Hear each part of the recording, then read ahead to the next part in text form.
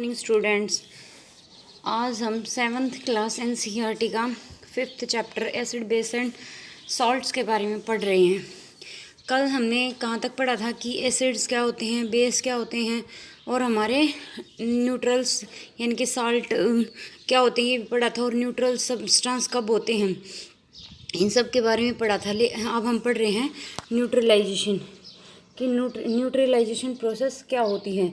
We have learn that acid turn blue litmus to red is called acid, यानी कि acid के अंदर तो हमने क्या पढ़ लिया था कि ये ब्लू लिटमस को रेड कर देता है। बेस के अंदर हमने पढ़ लिया था कि ये रेड लिटमस को ब्लू के अंदर कन्वर्ट कर देता है। तो हम समझ जाते हैं जब रेड लिटमस हमारा ब्लू में हो जाएगा चेंज तो समझ जाएंगे बेस है, और अगर हमारा ब्लू लिटमस रेड में कन्वर्ट हो जाता है तो हम समझ लेते हैं कि वो सॉल्यूशन हमारा कैसा है, एसिडिक इन नेचर का है। ठीक है, अगर किसी में भी चेंज नहीं होता तो इसका मतलब क्या होता है, वो न्यूट्रल नेचर का है भी। तो कहता है let us see what happened when an acid is mixed with A base. तब अब कहता है कि चलो अब ये भी देख लेते हैं कि जब एसिड और बेस हमने कंफर्म कर लिया कि एसिड सॉल्यूशन ऐसे होते हैं, बेस सॉल्यूशन ऐसे होते हैं, अगर इन दोनों सॉल्यूशंस को आपस में मिक्स कर दिया जाए तब क्या होगा, एक प्रोसेस ये भी देख लेते हैं अभी। We are going to use as an indicator you have not used so far। कहता है कि हम किसको लेके चल रहे हैं, एक जो हमारा नेचुरल इंडिकेटर है उसको लेके चल रहे हैं, नॉट यूज सो फार, जो ज़्यादा यूज़ नहीं किया जाता। इट इज़ कॉल्ड फिनोफेथिलीन, जिसका नाम क्या है हमारा फिनोफेथिलीन, जो कि किस कलर का होता है, हमारा पिंक कलर का होता है बेटा। फिनोफेथिलीन का जो कलर होता है वो हमारा पिंक कलर का होता है। तो एक्टिविटी 5.5 के अंदर देखते हैं भाई हम कि एसिड और बेस को मिक्स करते हैं तब क्या होता है।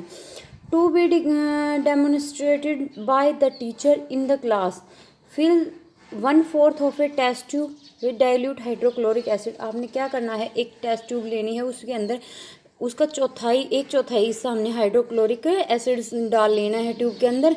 नोट डाउन इट्स कलर, उसका कलर लेना है, देखना है, यानी कि हमने एक टेस्ट ट्यूब ली, उसका 1/4 पार्ट हमने HCl से फिल कर दिया, इसका कलर नोट डाउन करना है। HCl हमारा एसिड होता है, ये हमारा कलरलेस होता है बेटा। ठीक है, इसके बाद कहता है कि इसके अंदर हमने note down the colour of phenolphthalein. अब हमने जो फिनोफेथिलीन ने जो इंडिकेटर के रूप में लिया है सॉल्यूशन, उसका हमें कलर देखना है, उसका हमारा कलर था पिंक कलर। ठीक है, उसके अंदर ऐड 2 और 3 drop of the indicator to the acid, यानी कि हमने HCl के अंदर हमने 2 से 3 ड्रॉप्स क्या डालनी है, इंडिकेटर की। इंडिकेटर हमारा क्या है, फिनोफेथिलीन। ठीक है बेटा, फिनोफेथिलीन की 2-3 ड्रॉप हमने उस एसिड के अंदर डाल दी। डालने के बाद उसको शेक करना है हमें। शेक करने के बाद tube gently, do you observe any change in colour of the acid, क्या आपको एसिड के कलर के अंदर कोई चेंज दिखाई देता है भी। तो कहता है add the acidic solution A drop of sodium hydroxide solution in A drop पर। कहता है अब उसके एसिडिक सॉल्यूशन के अंदर अब हमें एक सोडियम हाइड्रोक्साइड जो सॉल्यूशन लिया था उसकी ड्रॉप डालनी है, ड्रॉपर के हेल्प से भी। फिर कहता है स्टीर द जेंटली, और उसे हमें जेंटली धीरे धीरे उसको घुमाते रहना है। ठीक है, is there any change in the colour of the solution, क्या आपको कोई चेंज दिखाई देता है उसके कलर में, यानी कि उसके कलर में क्या हमें कोई चेंज दिखाई दे रहा है। Continue adding the sodium hydroxide, और हमें उसके 2-3 ड्रॉप डालते रहना है और उसको बार बार शेक करते रहना है। इस प्रोसेस को हमें कंटिन्यू करते रहना है while steering till the pink colour, जब तक जो पिंक कलर आया हुआ है इसके अंदर। दूसरी जो टेस्ट ट्यूब ली हमने कौन सी, जिसमें सोडियम हाइड्रोक्साइड सॉल्यूशन लिया था, एक टेस्ट ट्यूब में तो हमने क्या लिया था, HCl लिया था, ठीक है, एसिड, और दूसरी टेस्ट ट्यूब में हमने क्या ले लिया, सोडियम हाइड्रोक्साइड NaOH। ये हमारा NaOH क्या होता है, बेस होता है बेटा। मैंने एक मोटी सी पहचान बताई थी आप लोगों को कि जो एसिड होता है वो H पॉजिटिव, हमारा जो एसिड होता है वो हमारा H पॉजिटिव आयन रिलीज करता है। ठीक है, और जो हमारा बेस होता है वो हमारा OH नेगेटिव आयन जो है वो रिलीज करता है। तो देखो हमने सोडियम हाइड्रोक्साइड लिखा सॉल्यूशन लिया है, NaOH, इसमें हमें क्या दिखाई दे रहा है, OH सॉल्यूशन, तो ये क्या है, हमारा बेस है। तो जब कहता है कि जब हम NaOH सोडियम हाइड्रोक्साइड सॉल्यूशन लिया है उसमें हमने जो इंडिकेटर की ड्रॉप डालते जा रहे हैं, 2-3 ड्रॉप डाली फिर स्टीयर किया, 2-3 ड्रॉप डाली फिर से स्टीयर किया। इस प्रोसेस को तब तक कंटिन्यू रखना है जब तक कि उसके अंदर से वो पिंक कलर डिसअपियर नहीं हो जाता, till the pink colour just appear, यानी कि पिंक कलर दिखाई देना शुरू नहीं हो जाता। ठीक है, यानी कि हमने तब तक उसके अंदर सॉल्यूशन है जो हमारा इंडिकेटर है उसका सॉल्यूशन डालते रहना है जब तक हमारा जो है पिंक कलर का सॉल्यूशन अपीयर नहीं, दिखाई नहीं देने लग जाता। Now add 1 more drop of dilute hydrochloric acid, कहता है फिर उसके अंदर एक हाइड्रोक्लोरिक की जो एसिड है, हाइड्रोक्लोरिक एसिड है हमारा, उसकी हमने क्या करनी है, एक ड्रॉप उसके अंदर डालनी है। व्हाट डू यू ऑब्जर्व, आप क्या देखोगे, the solution again become colourless, वो जो सॉल्यूशन है वो हमारा फिर से क्या हो जाएगा भाई, कलरलेस हो जाएगा। देखो हमने पिंक कलर दिखाया, पहले हमने क्या किया, यहाँ पे इस ट्यूब में NaOH ले लिया, ठीक है, सोडियम हाइड्रोक्साइड। जब हमने इसके अंदर इंडिकेटर डाल दिया फिनोफेथिलीन, फिनोफेथिलीन हमने इंडिकेटर डाला तो इसका कलर हमारा पिंक हो जाता है। जब इसको कंटिन्यू मतलब 2-4 ड्रॉप डालते गए, इसको शेक किया, फिर 2-4 ड्रॉप डाल दिया, फिर शेक किया, तो इसका कलर हमारा पिंक आ जाता है लास्ट में। तो कहता है जब इसका कलर पिंक आ जाता है तो हमने इसके अंदर एक ड्रॉपर की हेल्प से, किसकी, हाइड्रोक्लोरिक एसिड की, हमने एक दो ड्रॉप डाल देते हैं। 1 more drop of dilute hydrochloric acid, यानी कि 1-2 ड्रॉप जो है हाइड्रोक्लोरिक एसिड की हमने डाल दी। फिर से ये कैसा हो जाता है भाई, ऐसा हो जाता है हमारा कलरलेस, यानी कि जो ये हमारा पिंक कलर था ना वो क्या हो जाता है, डिसअपियर हो जाता है, क्योंकि इसके अंदर क्या डाल दिया हमने, एसिड। ठीक है, जब बेस बन के तैयार, हमने पीछे पढ़ा था, अगर बेस है और उसके अंदर हमने एसिड मिला दिया तो वो क्या हो जाएगा, न्यूट्रल हो जाएगा भी। तो हमने यहाँ पे हमारा सॉल्यूशन क्या था, ये बेस था हमारा, इसके अंदर हमने एसिड डाल दिया, एसिड हाइड्रोक्लोरिक एसिड की जब ड्रॉप डाली तो हमारा कलर कैसा आ गया भाई, कलर लेस हो जाता है। ठीक है, फिर कहता है कि again added 1 drop of sodium hydroxide, अब दोबारा से अगर हम सोडियम हाइड्रोक्साइड की ड्रॉप डालते हैं, is there any change in colour, क्या उसके कलर में कोई चेंज आता है, the solution again become pink in colour, तो हमारा सॉल्यूशन कैसा हो जाता है भाई, अगेन पिंक कलर का हो जाता है। इट इज़ द एविडेंस, ये है एक सबूत है हमारे लिए कि that when the solution is basic, तो क्या है कि वो जो सॉल्यूशन है हमारा वो हमारा बेसिक नेचर का है।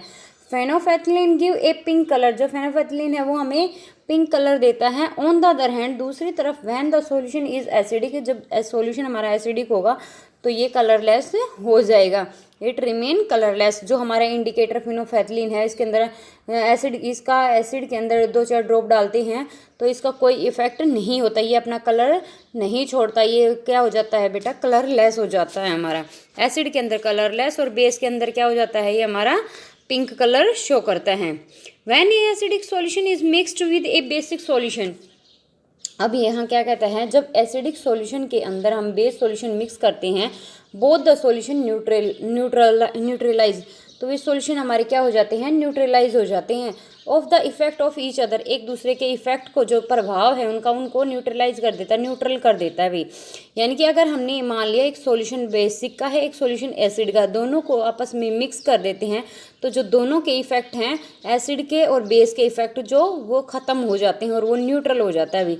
When an acid solution and a base solution are mixed in a stable amount, जब हम क्या करते हैं भाई, एसिड सॉल्यूशन और बेस सॉल्यूशन को मिक्स करते हैं स्टेबल अमाउंट के अंदर, तो both the acidic nature of the acid and basic nature of the base is destroyed.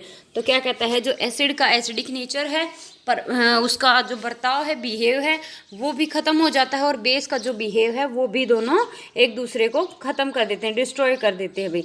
The resulting solution is neither acidic nor basic, तो रिजल्ट क्या है हमारा, कंक्लूजन क्या है कि जब हम एसिड और बेस को मिलाते हैं तो वो सारे के सारे अपने इफेक्ट को खो देते हैं और न्यूट्रल हो जाते हैं। Touch the test tube immediately after neutralisation, और आपको क्या करना है, जब उस टेस्ट ट्यूब के अंदर एसिड और बेस दोनों के सॉल्यूशन को मिलाया है ना, तो न्यूट्रल हो गया, उसके बाद आपको उसकी टेस्ट ट्यूब इमीडिएटली, तभी तुरंत आपने उसकी टेस्ट ट्यूब को टच करना है। व्हाट डू यू ऑब्जर्व, आप क्या फील करोगे, क्या ऑब्जर्व करोगे, in neutralization reaction heat is always produced और इवोल्व। क्या कहता है, जब भी आप एसिड या बेस सॉल्यूशन को मिलाते हैं, मिक्स करते हैं किसी टेस्ट ट्यूब में, तो इमीडिएट तुरंत जैसे ही मिलाया, आप टेस्ट ट्यूब को टच करके देखो, आपको थोड़ा सा गर्म फील होगा। तो कहता है जब एसिड और बेस मिलते हैं तो जो प्रोसेस होती है वो न्यूट्रल हो जाती है, और उस प्रोसेस को हम न्यूट्रलाइजेशन कहते हैं। और जो उस न्यूट्रलाइजेशन रिएक्शंस होती है ना, उसके अंदर हीट जो है हमारी इवोल्व भी होती है और प्रोड्यूस भी होती है, यानी कि हीट जो बनती है और बाहर निकलती है, इवोल्व होती है हमारी। The evolved heat rise the temperature of the reaction mixture. तो वो जो हीट जो इवोल्ड हो रही है, जो बाहर निकल रही है, वो क्या कर देती है, टेम्परेचर जो रिएक्शन मिक्सचर है, जो हमारा मिक्सचर है एसिड बेस का, उसके जो टेम्परेचर है उसको टेम्परेचर को इंक्रीज कर देती है, बढ़ा देती है भाई। The neutralisation reaction a new substance is formed. Neutralisation जब रिएक्शन होती है तो हमें एक नया सब्सटेंस मिलता है, दैट इज कॉल्ड साल्ट। उसको हम क्या कहते हैं, नमक कहते हैं, सॉल्ट कहते हैं। सॉल्ट में भी एसिडिक, बेसिक और न्यूट्रल इन नेचर। सॉल्ट जो होता है वो हमारा एसिडिक नेचर में भी पाया जाता है, बेसिक नेचर में भी और न्यूट्रल नेचर में भी मिलता है भाई, तीनों नेचर्स में पाया जाता है। कई बार आपने देखा होगा ना कि जो समुद्र का जो नमक होता है वो कड़वा होता है भी, तो वो क्या होता है, बेसिक नेचर का होता है। तो इसी तरह कहता है कि नमक जो होता है वो खट्टा, कड़वा और टेस्टलेस तीनों फॉर्म में पाया जाता है। Thus neutralisation can be defined as. अब न्यूट्रलाइजेशन को हम डिफाइन कर सकते हैं। 1 नंबर का क्वेश्चन हमारा यहाँ भी बनता है कि define the term of neutralization, या what do you mean by the neutralization. The reaction between an acid and a base is known as neutralization. कि वो रिएक्शन किसी एसिड या बेस की जिसको हम न्यूट्रलाइजेशन कहेंगे। Salt and water are produce in this process with evolution of heat. यानी कि किसी रिएक्शन के अंदर एसिड और बेस को जब मिलाया तो वो न्यूट्रलाइज हो गया। न्यूट्रलाइज होने के बाद वो एक साल्ट की फॉर्म में और एक वाटर प्रोड्यूस करता है, साथ साथ उसके अंदर से हीट भी इवोल्व होती है, हीट भी निकलती है। जैसे एग्जाम्पल, एसिड बेस को मिलाया, साल्ट और वाटर मिल गया, साथ में हीट हमारी क्या हो गई भी, इवोल्व हो जाती है।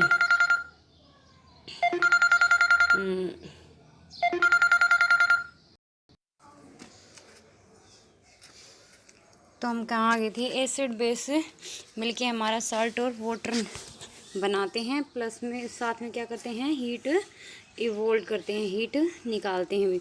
फिर कहता था following reaction is an example of. जैसे हाइड्रोक्लोरिक ले लिया हमने एसिड की फॉर्म में, सोडियम हाइड्रोक्साइड ले लिया हमने किसकी फॉर्म में, बेस की फॉर्म में। हमें क्या मिल गया, सोडियम क्लोराइड प्लस में वाटर, और साथ में हीट जो है वो हमारी इवोल्व हो रही है, यानी कि HCl प्लस NaOH क्या बन गया हमारा NaOH क्या बन जाता है रिएक्शन में, सॉल्ट NaCl, जो हमारा नमक होता है, प्लस में वाटर मॉलिक्यूल बाहर निकलता है, और साथ में क्या होती है, एनर्जी जो है, हीट जो है वो इवोल्व होती है। ठीक है, इसके बाद कहता है न्यूट्रलाइजेशन इन एवरीडे। फिर कहता है सो न्यूट्रलाइजेशन इन एवरीडे लाइफ, यानी कि न्यूट्रलाइजेशन हमारी जो दिनचर्या होती है हमारे जीवन की, उसमें किस तरह से हर दिन हमें देखने को मिलता है। फर्स्ट है हमारा इनडाइजेशन, यानी कि हमारे पाचन तंत्र में किस तरह से डाइजेशन न्यूट्रलाइजेशन होता है। आवर स्टमक कहता है कंटेन हाइड्रोक्लोरिक एसिड। हमारे जो स्टमक होता है उसमें हाइड्रोक्लोरिक एसिड होता है। It help to us to digest food, वो हमारे फूड को डाइजेस्ट करने में हेल्प करता है, मदद करता है भी। As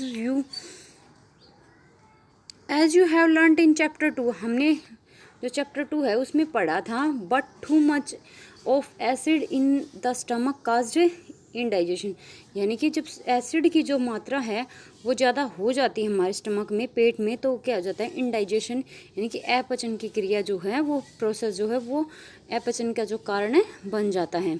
sometime indigestion is pen, कई बार क्या होता है कि जो अपचने की वजह से जो खाना नहीं पचता उसकी वजह से हमारे स्टमक में पेन स्टार्ट हो जाता है, पेनफुली होता है हमारे लिए।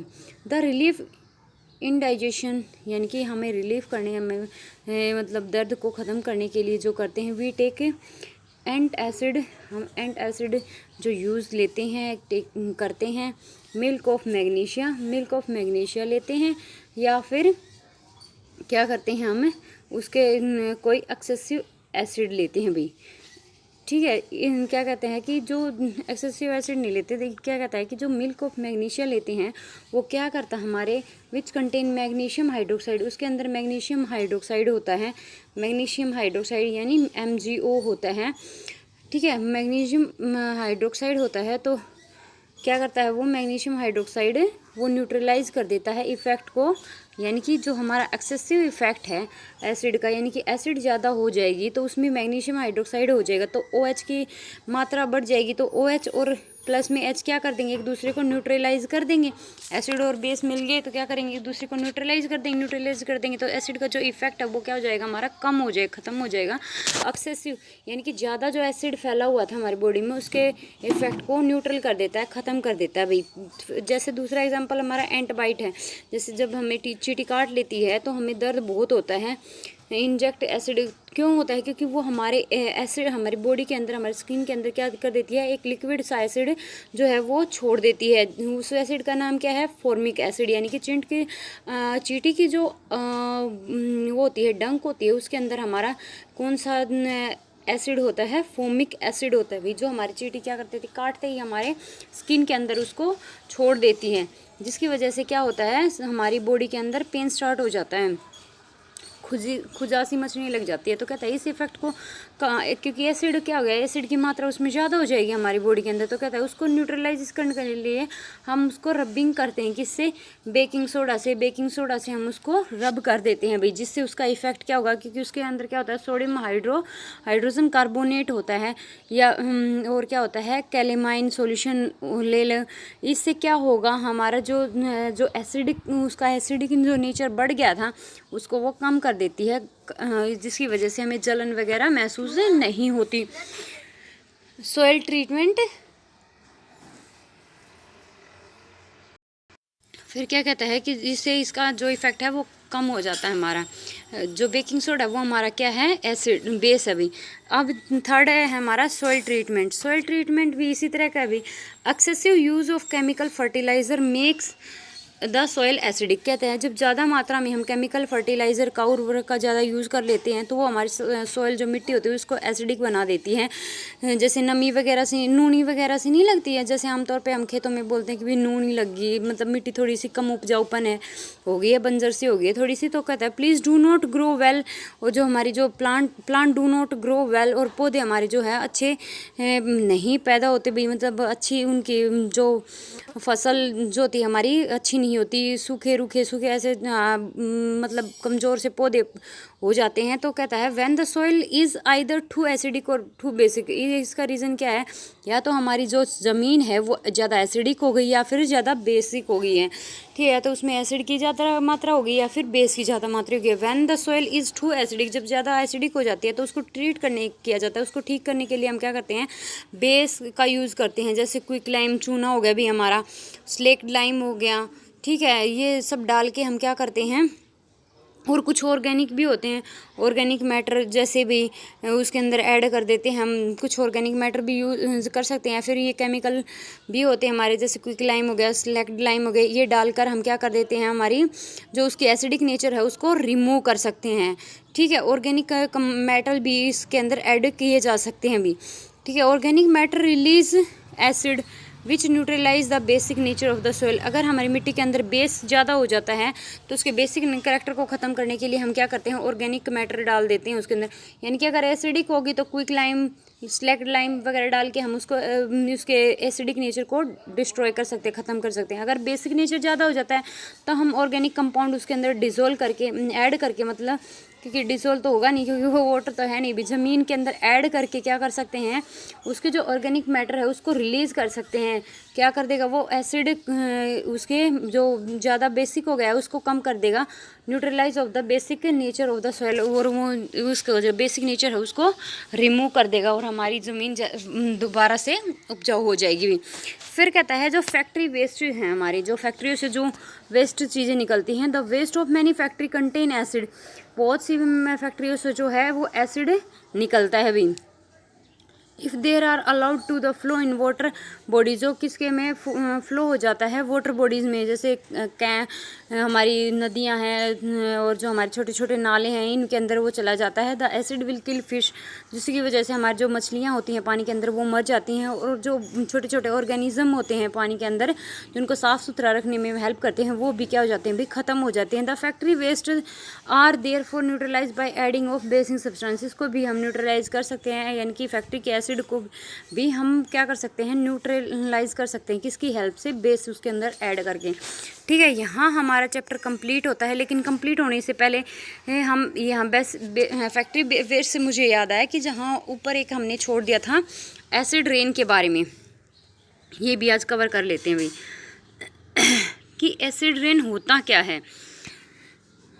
तो are you familiar with the term of acid rain? Acid rain होता क्या है कि इसे आप जानते हैं, फैमिलियर हैं इसके साथ। Have you ever heard about damage effect of acid rain? आपने ये तो सुना होगा कि जो एसिड रेन होती है उससे डैमेज कितना होता है उसके इफेक्ट से। तो कहता है so as the name indicate the rain containing excess of acid is called acidic rain. यानी कि जब बारिश की बूंदों में, यानी कि पानी की बूंदों में जब एसिड जो गैस होती है वो ज़्यादा हो जाती है तो वो एसिडिक रेन कहलाती है भाई। एसिडिक जो गैसेस होती हैं वो हमारी कौन सी हैं? कार्बन डाइऑक्साइड हैं, सल्फर डाइऑक्साइड है, नाइट्रोजन डाइऑक्साइड है। ये जब ज़्यादा मात्रा में रिलीज़ हो जाती है ना एनवायरनमेंट में, तो वो जो एनवायरनमेंट की एयर है उसको वो पोल्यूट कर देती है, उसके अंदर डिसॉल्व होकर उसको पोल्यूट कर देती है। और पोल्यूट करने की वजह से जो बारिश की जो बूंदें बनती हैं उनके अंदर भी वो गैसेस मिक्स हो जाती हैं, जिसको हम एसिड रेन बोलते हैं। जब वो बारिश होती है तो वो हमारी कैसी होती है? एसिड रेन होती है भाई। क्योंकि और जो ये सारे के सारे जो हैं हमारे जो हमारी एयर को पोल्यूट करते हैं, नाइट्रिक एसिड हो गया, कार्बन डाइऑक्साइड हो गया, जो हमारे सल्फर डाइऑक्साइड हो गया, ये नाइट्रोजन गैस होगी, ये सारे किसकी वजह से होते हैं? ये हमारे जो व्हीकल से जो धुआं निकलता है उसकी वजह से, और जो हमारे फैक्ट्री से जो धुआं निकलता है उसकी वजह से इनकी जो परसेंटेज होती है वो इंक्रीज़ होती जाती है। और इसी वजह से जब एसिड रेन होती है तो वो डैमेज करती है बिल्डिंग्स को, हिस्टोरिकल मॉन्यूमेंट को, यानी कि जो हमारे ताजमहल वगैरह, कुतुब मीनार, ताजमहल, इन सब की जो बिल्डिंग है उनको डैमेज करती जा रही है। प्लांट एंड एनिमल, साथ साथ पौधे और पशुओं को भी जो एसिड रेन है उसका इफेक्ट पड़ता है भाई। ठीक है, अब हमारी एसिड, ये इंपॉर्टेंट क्वेश्चन है भाई, एसिड रेन क्या होती है और एसिड रेन के क्या क्या साइड इफ़ेक्ट हैं, क्या किस किस चीज़ को डैमेज करती है मीन्स। ठीक है, ये भी हमारा हो गया। तो ये आज हमारा चैप्टर होता है कंप्लीट बेटा। यहाँ इसका क्वेश्चन आंसर हम कल देखेंगे। Thank you.